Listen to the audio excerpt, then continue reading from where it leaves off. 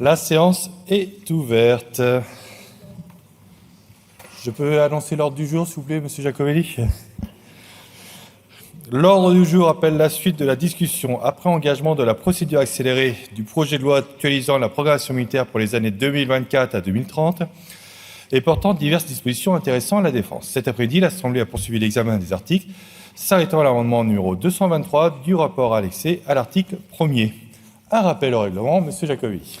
Oui, excusez ma précipitation, Monsieur le Président. L'idée n'est évidemment pas de vous couper la parole.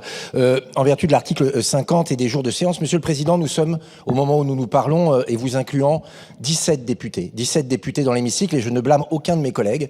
Je blâmerai plutôt ce gouvernement qui n'a pas su gérer le calendrier parlementaire. Je reviens à l'origine de l'étude de cette actualisation de la loi de programmation militaire. Elle est tombée à l'étude de la Commission de la Défense pendant la semaine de vacances, alors que certains de nos collègues avaient déjà planifié leur séjour. C'était pas la volonté de pas travailler, c'était un problème évidemment d'organisation qui leur tombait dessus. On a dû travailler dans des délais complètement anormaux pour produire des amendements dans un temps record. Je dois dire que tous les partis et tous les groupes ont fait des efforts, mais probablement pas avec la quantité de travail qui aurait été nécessaire sur cette question. Ce soir, nous sommes 17.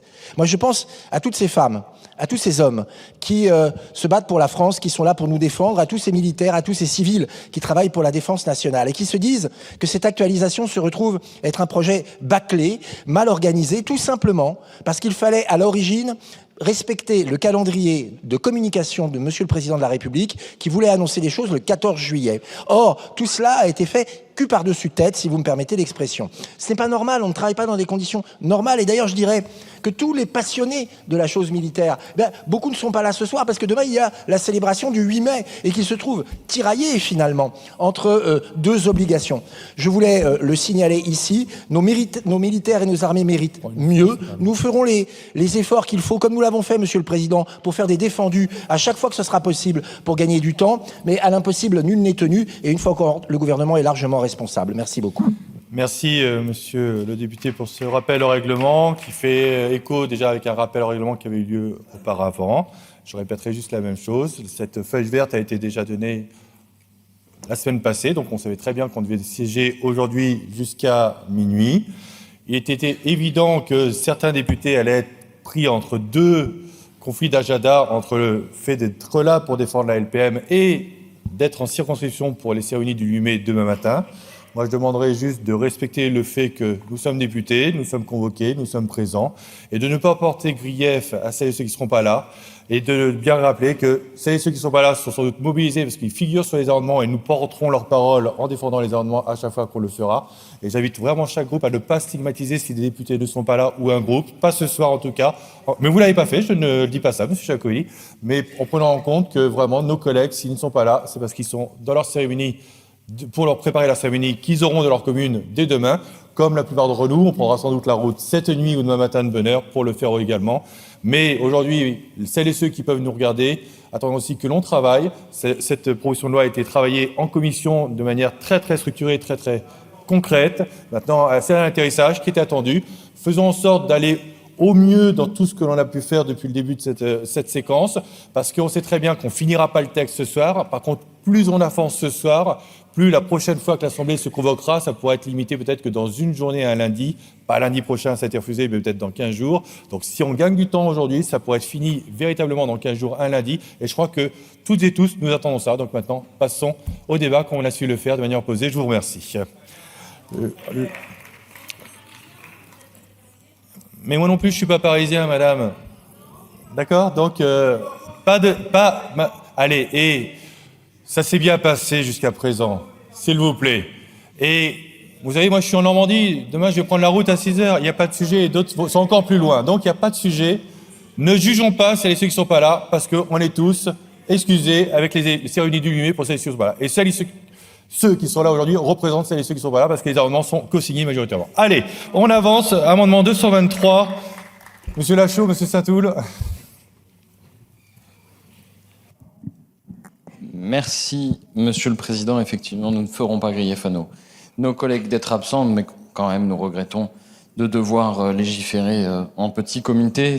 Ça pose un petit problème. Mais effectivement, comme nous sommes beaucoup plus d'habitude, vous entendez bien que cela nous contrarie un peu. Cet amendement porte sur l'augmentation de la cible de la flotte d'A400M. C'est un amendement qui vise à renforcer les moyens de transport stratégiques à destination des forces armées présentes dans les Outre-mer.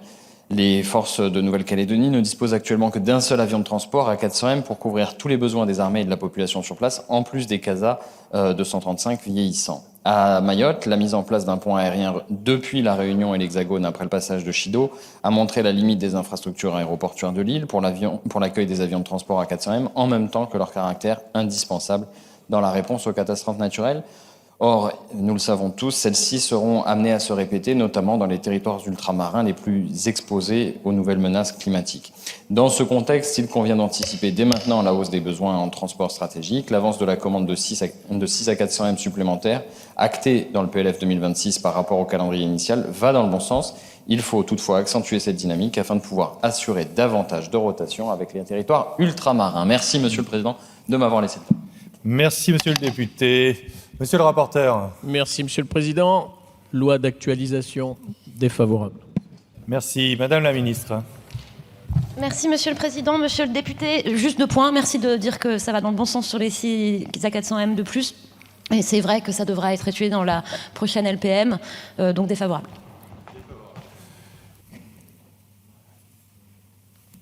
Monsieur Sato, je vous avais laissé 20 secondes de plus. Donc ne vous inquiétez pas, je n'abuserai pas. Je vais juste remercier la ministre de relever que nous sommes d'une honnêteté intellectuelle totale et en soulignant que ça va dans le bon sens. C'était un amendement d'appel. On avait bien compris que malheureusement ça ne passerait pas. En tout cas, ça reste un sujet de préoccupation et d'intérêt. On continuera à porter cet enjeu. Je mets aux voix cet amendement avec un double avis défavorable. Qui est pour? Qui est contre? Il n'est pas adopté. Sur le vote de l'amendement 718, je suis saisi par le groupe Les Démocrates d'une demande de scrutin public qui est annoncée dans l'enceinte de l'Assemblée nationale. L'amendement 718, Madame Darrieussecq.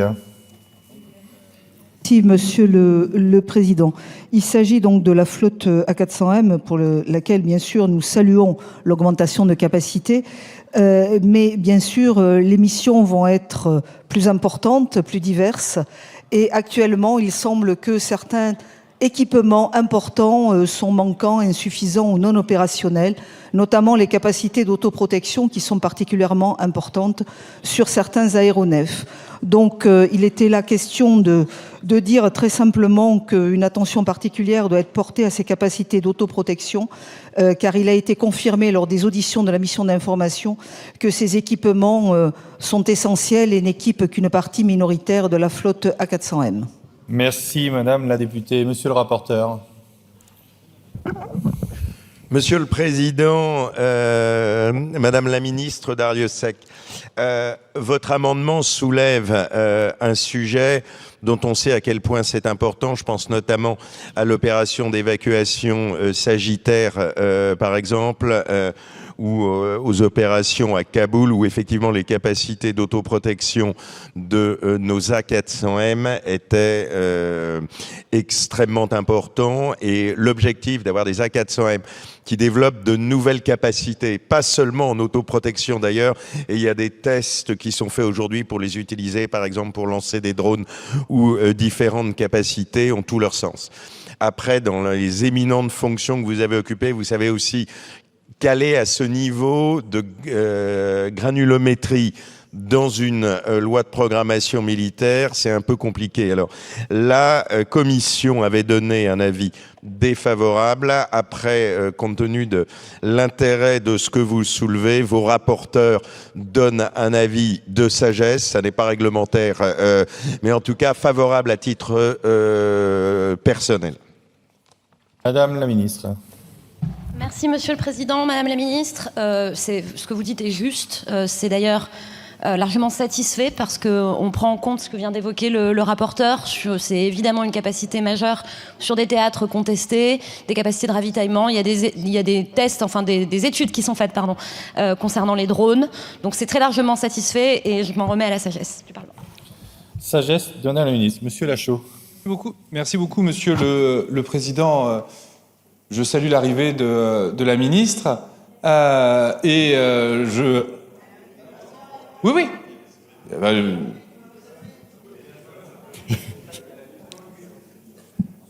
Continuez, monsieur. Je viens d'arriver, donc je salue l'arrivée de la ministre, parce que la dernière fois que j'étais là, c'était une autre ministre au banc. Merci, Monsieur le Président. Et donc, la ministre vient de donner un avis de sagesse sur un amendement qu'elle juge satisfait. C'est vrai que jusqu'à maintenant, il y avait plutôt une demande de retrait lorsque les amendements étaient satisfaits. Et j'aimerais avoir une précision de la part du rapporteur, vu que la plupart du temps, quand il dit si on rajoute quelque chose, il faut prendre ailleurs, vu que on ne peut pas faire tout avec ce budget.